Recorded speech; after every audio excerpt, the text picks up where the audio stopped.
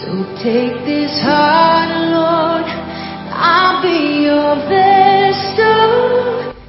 Welcome to the teaching ministry of Reverend JFK Mensah, a seasoned Bible teacher with over 40 years of ministry experience. He is a pastor, a church planter, a missionary, and an international conference speaker. He is passionate about making Christ-like disciples worldwide. JFK Mensah is the General Overseer of Great Commission Church International. May you be transformed as you listen to the Word of God. Was blind, but now I see. Oh, I can see you now. We need a biblical foundation to talk about walking in the supernatural. And my approach this evening is Jesus himself never started ministry without power. Number 2, Jesus never sent out any disciple to preach without power. Number 3, Jesus never imagined that his church will be without power. Let's look at these 3 things. Number 1, Jesus himself. According to Acts chapter 10 verse 38, we are told Jesus of Nazareth, how God anointed him with the Holy Spirit and with power. He went about doing good and healing all that were oppressed of the devil, for God was with him. The miracles Jesus did, he did them after the anointing of the Spirit of God upon his life. When he was baptized and he came out of the water, the Bible says the heavens were open and the Spirit of God descended upon him like a dove and sat upon him. Luke chapter 4 verse 1 is bold to say that Jesus, full of the Holy Spirit, was led by the Spirit into the wilderness to be tempted by the devil. And he fasted 40 days and 40 nights. Luke 4:14 says, and Jesus returned in the power of the Spirit, and his fame went all round. Matthew chapter 4 from verse 23 to 25 says, then Jesus went around all Galilee, preaching the gospel of the kingdom, teaching in their synagogues, and healing every manner of sickness and every manner of disease among the people. Let's catch up with that one. And after that, we will read Matthew chapter 9. Read from verse 35 to 38. We are reading Matthew 4. Read from 23 to 25 first of all. 23-25. Jesus went throughout Galilee, teaching in their synagogues, yes, preaching the good news of the kingdom, and healing every disease and sickness among the people. Healing every disease and sickness among the people. Yes. News about him spread all over Syria. News about him spread all over Syria. People brought to him all who were ill with various People diseases. brought him all who were sick with various diseases. Those suffering severe pain. Yes. The demon possessed. Those having seizures. Yes. And the paralyzed. These are And he sicknesses, healed them. and he healed them. Large Sicknesses. crowds from Galilee. Large crowds from Galilee, Decapolis, Jerusalem, Judea. And the region across the Jordan followed him. This is Jesus. Now let's read the Matthew 9, 35 all the way to Matthew 9, 38. 35 through to 38. Jesus went through all the towns and villages, teaching in their synagogues. Jesus went preaching through all good the news towns of the and kingdom, villages. Yes. and healing every disease and sickness. Healing every disease and sickness. When he saw the crowd, he had compassion on them, because they were harassed and helpless, like sheep without a shepherd. Then he said to his disciples, the harvest is plentiful, but the workers are few. Ask the Lord of the harvest, therefore, to send out workers into his harvest field. I don't want to miss it. Let's read Luke chapter 8, the first 3 verses. Luke 8, 1 to 3. Jesus himself. After this, Yes. Jesus traveled about from one town and village to another, Jesus traveled about from one town and village to another, from one town and village to another, from one town and village to another. proclaiming the good news of the kingdom of God. Yes. The 12 were with him, and also Yes. some women who had been cured of evil spirits. Women who had been cured of evil spirits. Mary called Magdalene, Mm. from whom 7 demons had come out. Joanna, the wife of Cusa, the manager of Herod's household, Susanna, and many others. These women were helping to support them out of their own means. Now, I hope this satisfies you that the ministry of Jesus Christ was basically a ministry of power. You know, we have come to a place where when you read the scriptures, you don't need a pair of spectacles to see that when the name of Jesus is mentioned, power and authority accompanies that. Now, let's go the next step. My next argument is Jesus never sent out any disciple without power. Let's prove this one. First, let's start from Matthew. Matthew chapter 10. Let's read verse 1, verse 2, verse 7, verse 8. Matthew chapter 10, 1 first of all and 2. He called his 12 disciples to him. He called his 12 disciples to him. Authority to drive out evil spirits. He gave them authority to drive out evil spirits. And to heal every disease and sickness. And to heal how many diseases? Every disease and sickness. 7 and 8. Yes. As you go, preach this message. As you go, preach this message. The kingdom of heaven is near. Heal the sick. Heal the sick. Raise the dead. Raise the Cleanse dead. those who have. Cleanse those who have Drive leprosy. out demons. Drive out demons. Freely you have received. Freely give. Now, I know what you are thinking. You are saying this is Matthew. Let's move to Mark. In Mark chapter 3, let's read verse 13 to 15. Mark 3:13. This passage is important because it is the only passage in the New Testament that tells us why Jesus chose the 12 disciples. Jesus went up on a mountainside and called to him those he wanted, and they came to him. Yes. He appointed 12, He appointed 12, designating them apostles, yes, that they might be with him, that they might be with him, that he might send them out to preach, that he might send them out to preach, and to have authority to drive out demons. and to have authority to drive out demons.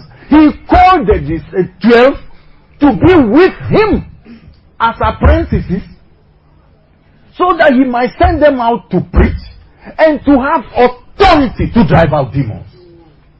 Now, look at Mark chapter 6. Yeah, Yes, Mark 6.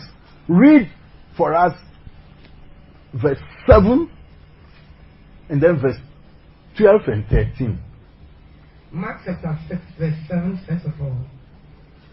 Calling the 12 to him, Calling the 12 to he him, sent them out 2 by 2, mhm, and gave them authority over evil spirits. he sent them out 2 by 2 with no power. Is that what the scripture says? He sent them out 2 by 2 after giving them authority to drive out evil spirits. They went out and preached that people should repent. They went out and preached that people should repent. They drove out many demons, They drove out many and demons. anointed many sick people with oil and healed them. They anointed many sick people with oil and healed them. This is Mark. Now let's go to Luke. Read Luke chapter 9. Read verse 1 and verse 2 first of all.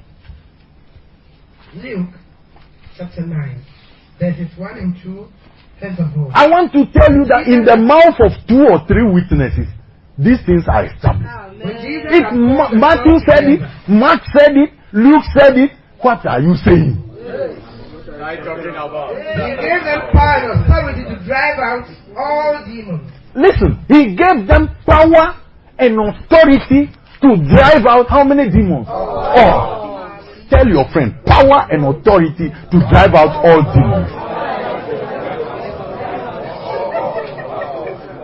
And to cure diseases. And to cure diseases. The church we have today says your mother is a witch, don't eat her food. You see? The church we have today, a man of God sees you and says, it's your cousin who is troubling you. Your mother-in-law is the one who is making your marriage like this.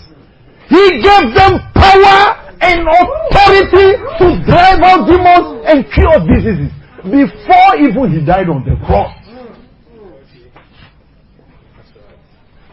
But this is not what fascinates me. In verses 49 and 50, read that for us. The apostles met a gentleman who was casting out evil spirits in the name of Jesus, even though he was not following Jesus. Luke 9, 49 and 50. Master, said John, Mm. we saw a man driving out demons in your name, and we tried to stop him because he's not one of us. This man was driving out demons in the name of Jesus, and the apostles were trying to stop him because he was not one of them. What did Jesus say? Do not stop him. Do not stop him. Jesus said, for whoever is not against you is for you. This man was not even following Jesus. He wasn't known as one of the disciples, but he knew the power in the name of Jesus. Jesus was not yet dead. He wasn't risen from the dead as yet. But his name carries such power that somebody who is not even going to church, following Jesus, was not known to the apostles, was using the name successfully. This is the scripture. Now, I know where you are going in your heart. You are saying, well. Okay, then it's the 12. Let's go to the 7th others. Read chapter 10.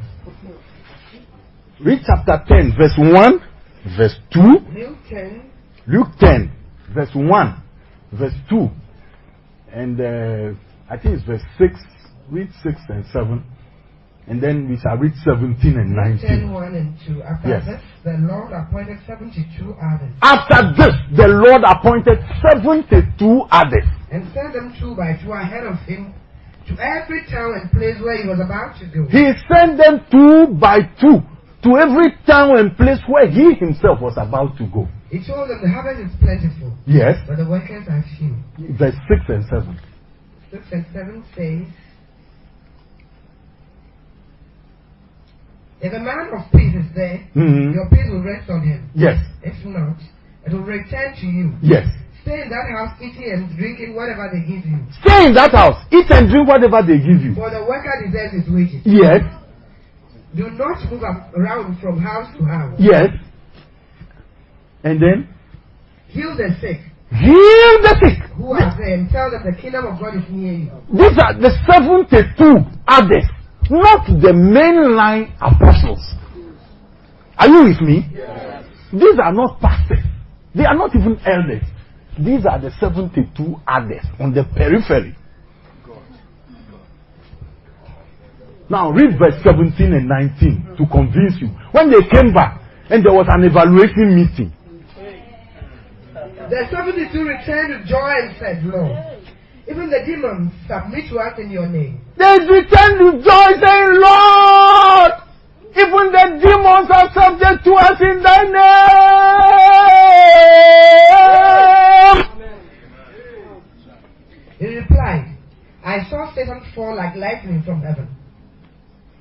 And to I have 19. given you authority to trample on snakes and scorpions I give you authority to trample on serpents and scorpions and to overcome all the power of the enemy. and to overcome all the power of the enemy. Nothing will harm you. Nothing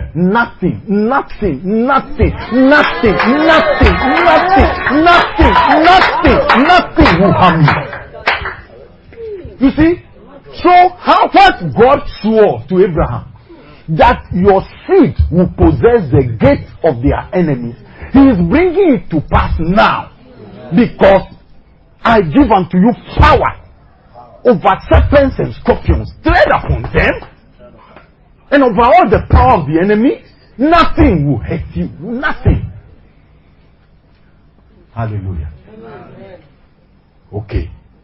Let's move from the 12. So now look at the people casting out demons. Jesus himself, the 12, then the 72. So you now have 84 people. And the one man who was casting out demons even by not following Jesus. 85 human beings. Jesus has not yet died on the cross. Jesus has not yet died on the cross, because the Bible says Jesus, though he was in the form of God, he did not count equality with God a thing to be grasped.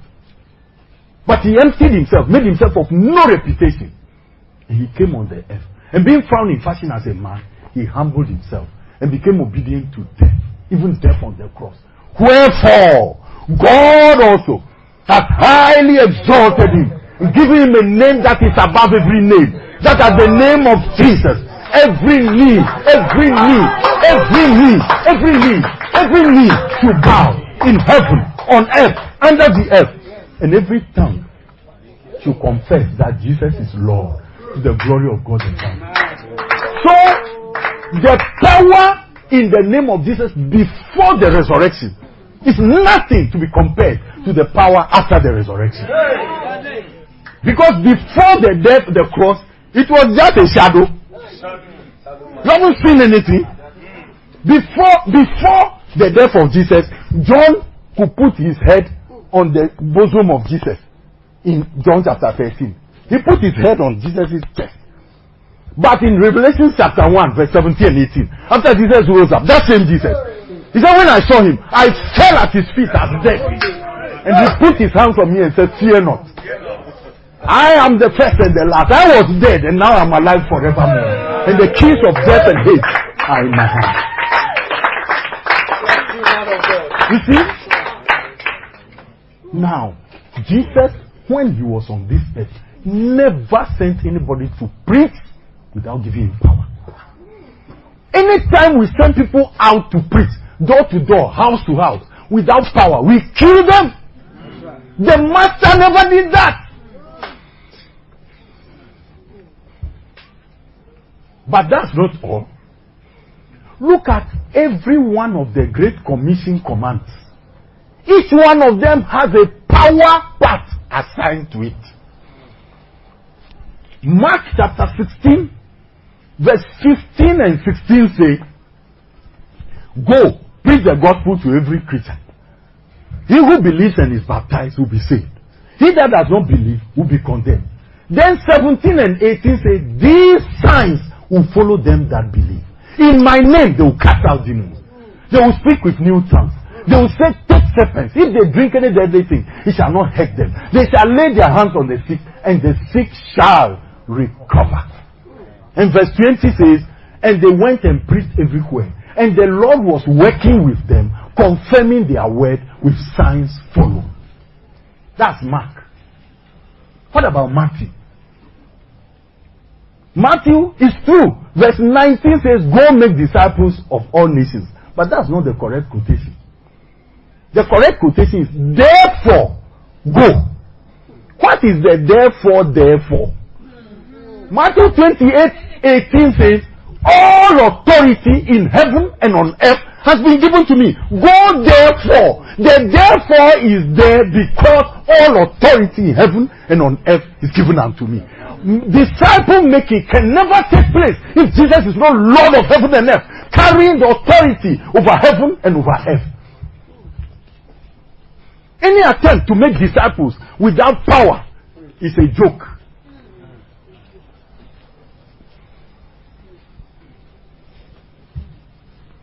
Little wonder, he himself, with all the anointing, he chose 12. One was Judas Iscariot. If you go without power, 11 of your 12 will be Judas Iscariot.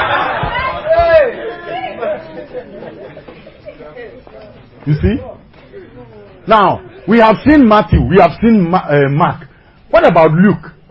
The Luke 24, from verse 47, 48, he says that repentance and forgiveness of sins should be preached in his name among all nations. But he ends up by saying 49:50, wait in Jerusalem until you are clothed with power from on high. Then, as for John 14:12, you know it. He says, anyone who believes in me, the works that I do will he do, and greater works than these will he do, because I'm going to the Father. If you ask anything in my name, I will do it. And what about Acts? Acts 1:8 says, you shall receive power after the Holy Spirit is come upon you, and you shall be witnesses to me, both in Jerusalem, all Judea, Samaria, uttermost parts of the earth. I declare to you that no disciple making takes place without power and authority. To send people out to go and preach, do house to house, and make disciples without supernatural clothing with power from on high is to destroy them. Because the master himself never did that. Hallelujah. And that brings me to the last part of my sermon. What are the principles for walking in the supernatural? What are the principles for walking in the supernatural? Now, Romans chapter 2 verse 11 says, God is no respecter of persons. And Acts chapter 10 verse 34-35, Peter said, now I see that there is no respect of persons with God. In every nation, any man who fears God and does what is right is acceptable to him. If God only gives his power to the krobos, then he is a respecter of persons. If there is no respect of persons with God, it means that everyone who taps the proper principles which God has put down will also enjoy the same supernatural manifestations that God has put down.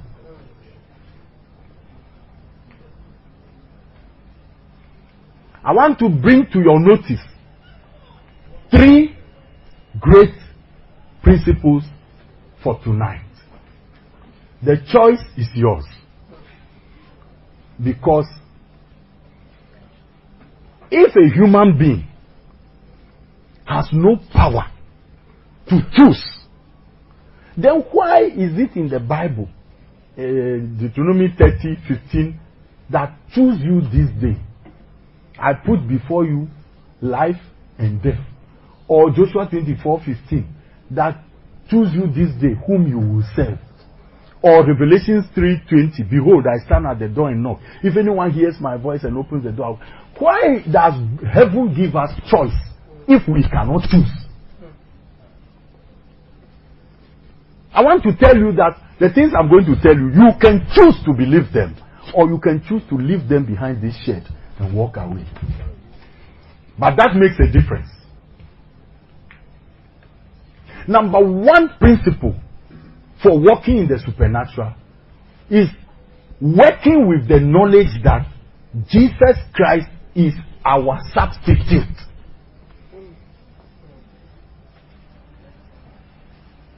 What Jesus did on the cross, he did for you.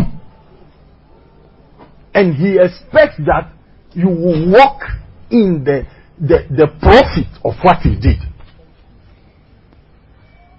Let me just give you 3 of them. The rest you can work on your own. Galatians chapter 3 verse 13 and 14 say that Christ has redeemed us, brought us back out of the curse of the law, being made a curse for us, because it is written, curse is anyone who hangs on a tree. This means that Jesus Christ, Colossians chapter 1 verse 15 onwards says that he is the image of the invisible God, and that there is the firstborn of all creation, that all things were created by him, things in heaven and things on earth, things visible and things invisible, whether they are thrones, principalities, powers, they were created by Jesus and for Jesus. If he died on the cross and became a curse for you, then every curse from your tribe, every curse from your family, every curse which is a personal curse on your life, tonight you can walk out of it.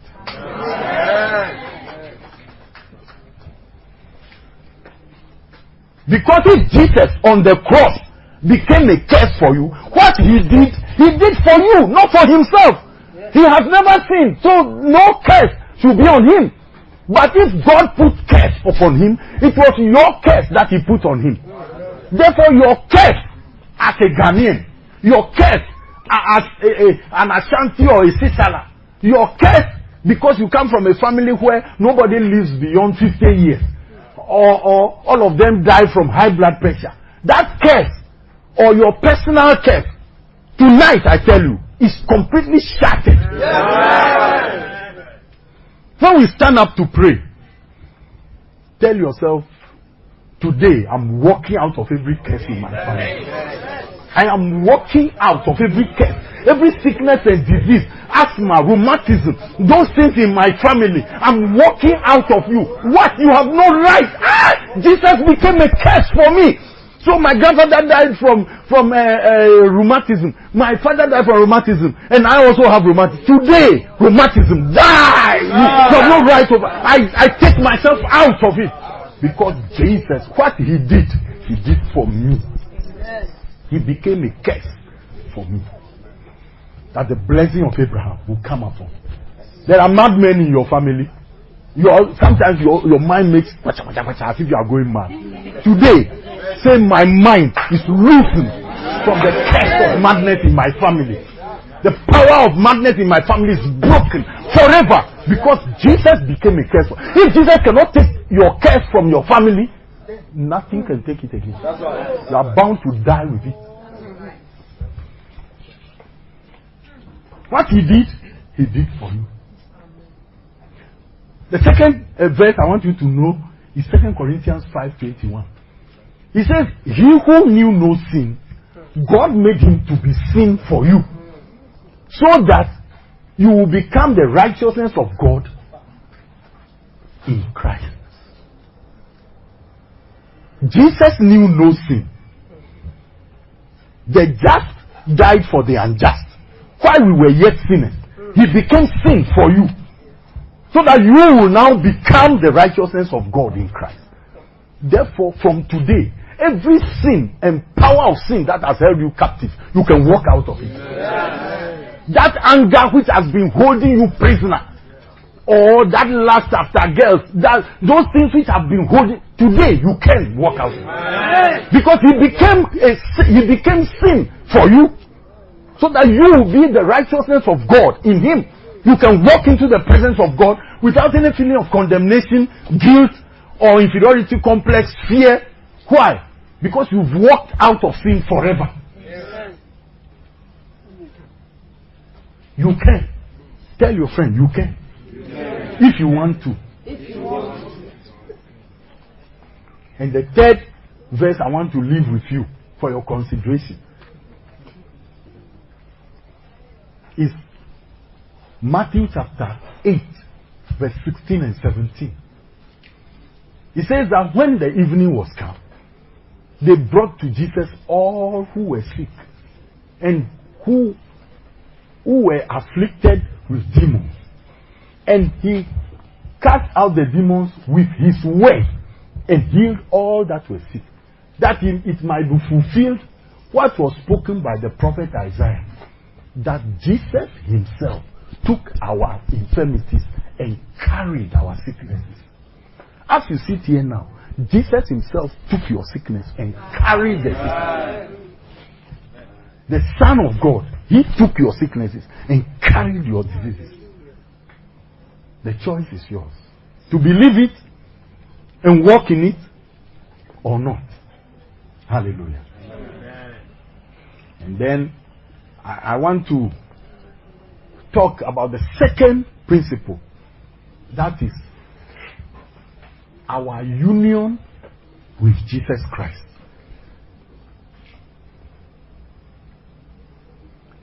You know, it is all right to understand that what Jesus did, he did for us. But a deeper level of understanding is what Jesus did, he did with us.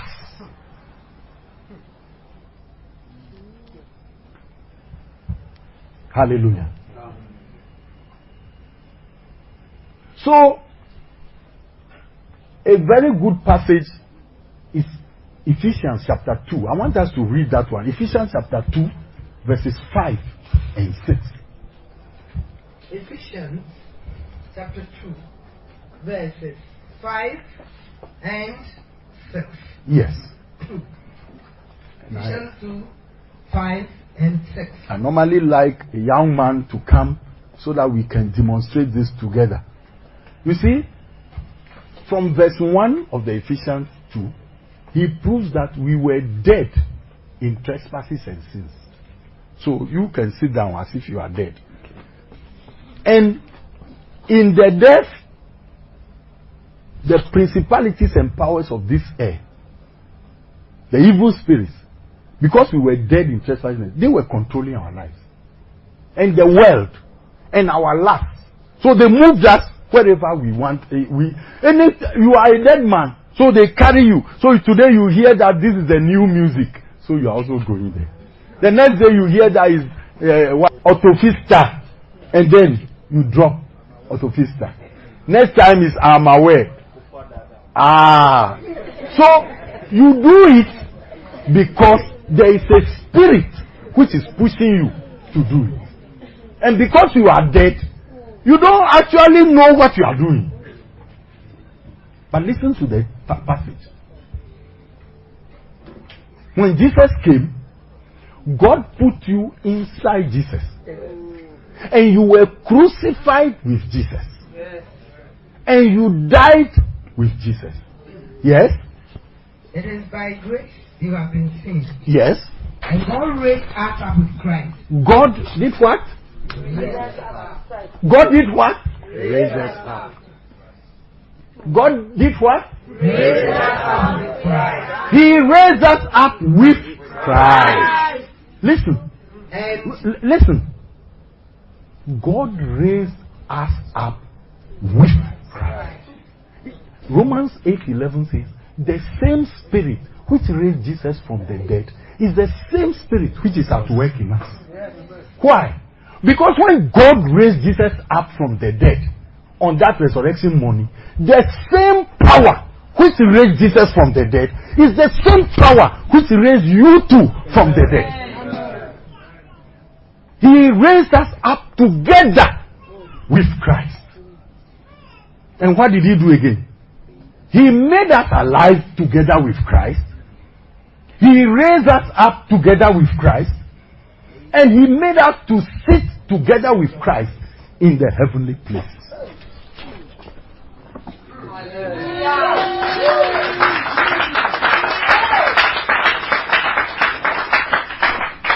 Now, listen, my brothers and sisters. There is a certain power at work in you because you are a new creation in Christ. So, as you sit here now, you are actually carrying the resurrection power of Jesus in your spirit. And he did not only make you alive, but he raised you up so that the same principalities and powers, thrones, dominion, which God raised Jesus up above, you are also raised above them. And Jesus did not only rise above them, he sat at the right hand of God. So you are with him, seated. Say seated. Seated. Seated with Christ. In the heavenly place. Now, for a long time, For a very long time, I wrestle with this Bible verse. Because I'm on earth, my feet are on the ground. And they say I'm seated with Christ in the heavenly place. How do I take it? But the Spirit began to convince me. The first scripture which helped me was that I am the bride of Christ. Ephesians 5, you won't read it, from 25-27 says that husbands, love your wives as Christ loved the church. We are the bride of Christ. Say, I am the bride of Christ. I am the bride of Christ. Supposing you go to an Aifro and the person is a prince, and he comes and they say, hey, Aifro is coming, hey, and the veil and everything, and then you see the woman come and they remove the veil and it's a goat. I'm glad you are laughing. If Jesus is coming for a bride, it should be a bride who can sit on the throne with him.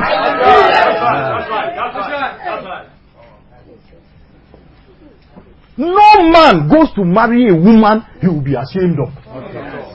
In fact, some women say, I won't marry a man who is shorter than me. I won't marry this. Because they don't want the day they are introducing their husband for people to be laughing. Do you think Jesus, in coming for a bride and dying for the bride, will get a bride who cannot sit with him on his throne? But that's not all. Do you know that we are called the body of Christ? Yes. If we are called the body of Christ, look, if your tooth, one tooth is paining you, your whole body feels it. Yes. If I am body of Christ, then I can sit where Christ is seated. That's right. That's right. So when Saul was persecuting the Christians and going to Damascus, Jesus said, why do you persecute me? Because you touch the body of Christ, you touch him. And 3, you know Romans chapter 8 from verse 15 to 17 says that the Spirit witnesses with our spirit that we are children of God. And if children, then heirs. Heirs of God and joint heirs with Jesus. Provided we suffer with him, that we should reign with him. If you are heir of God, can't you sit on the same throne with Jesus? And do you remember Revelation chapter 3 verse 21? He says, he that overcomes, I will grant him to sit on my throne as I overcame and I'm seated on my Father's throne. And Hebrews chapter 2 verse 11 says Jesus was not ashamed to call out his brothers. Should I add more? Yes. Praise the Lord. Hallelujah. Look, there is every ground for you to sit with Christ in the heavenly place. Every ground. Thank you.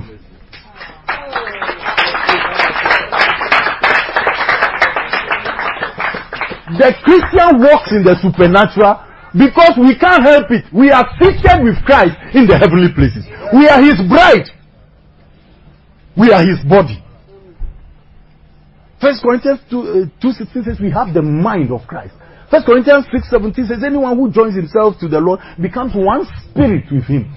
As John 20:21 says, as the Father has sent me, so send I you. If your father is sending you to Kumasi and he gives you 1,000 Ghana cedis to go and do the job and come, then your father is sending your brother. How much should he give your brother? Yes, you are coming. How much will he give your brother to Kumasi for the same job? Why? If the Bible, Jesus himself said, he said twice, John 17:18 and John 20:21. He said, as the Father has sent me, so send I you. No human being sent by Jesus should carry less anointing than Jesus.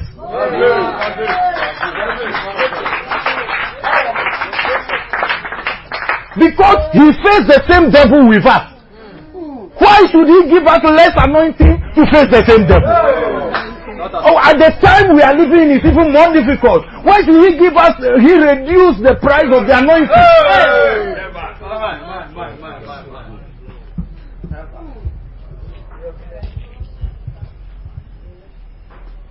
Hallelujah. But I need to finish this sermon. And the third and last principle I want to give you for walking in the supernatural is God living inside you. Hallelujah. You know, Isaiah chapter 6 verse 6, God comfortably says in verses 1 and 2 that heaven is my throne, the earth is my footstool. Which house can you build for me? Because here is somebody who is sitting, his buttocks is in heaven. That's his throne. His feet are on the earth. That's his footstool. Where is his head? What about when he stands up and raises his hand? But 1 John chapter 4 verse 15 says, anyone who confesses that Jesus is the Son of God, God lives in him and he in God. Philippians 2:13 says, we should work out our salvation in fear and trembling because God is at work in us to will and to do according to his own pleasure. Now, some people, theologians say, oh, actually what he means is that it's the Holy Spirit. When we say God is living in us, it's the Holy Spirit. What about John chapter 14 verse 23? He says, if you love me, you will keep my commandments.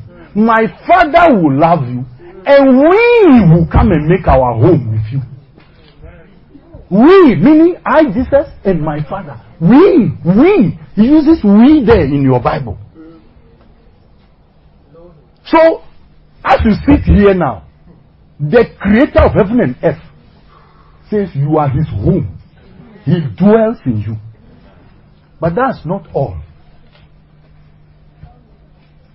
Do you know that Jesus Christ lives in you?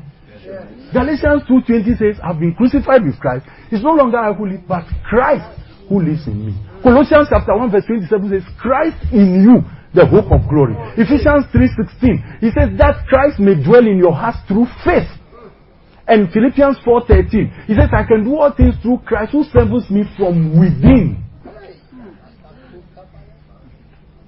And it's not the Christ before the cross who is in you. It's the Christ of the resurrection. Yes, the Lion of the tribe of Judah. The one who opened the seven seals. And the whole of creation was falling down before him. He is the one living in you. But that's not all. The Holy Spirit lives in you. The Spirit of God. You know, 1 Corinthians chapter 2 from verse 10 to 11. He argues that who knows the things of a man except the spirit of the man? Therefore, the thoughts of God nobody knows except the Spirit of God. He searches all things, but he lives in your heart. Your body is his temple. So, what happens? Can you, which bag is that? I want a lady's bag. Okay, yes, this bag. Bring it. Can this chair go into this bag? No. Can it go? No. Okay. Let's try it. Okay. So let's move now.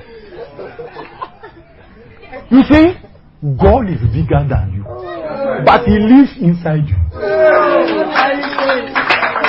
So anytime you are moving around, you carry the presence of God the Father, God the Son, and God the Holy Spirit with you. And people and spirits, they see God walking in you. Because he's bigger than you, you can't hide him inside you. He sticks out of you. And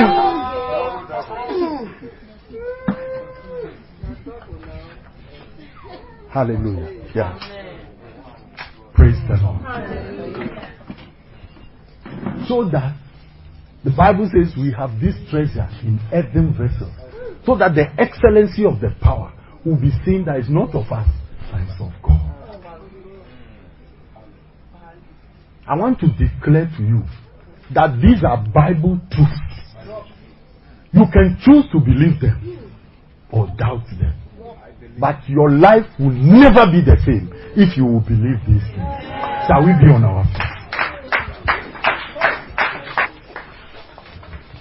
Oh, see the love in your Follow JFK Mensa Ministries on Facebook and YouTube and invite others to listen to his podcast. You can also access some of JFK Mensa's books and keep up with his ministry at www.jfkmensaministries.org. God bless you.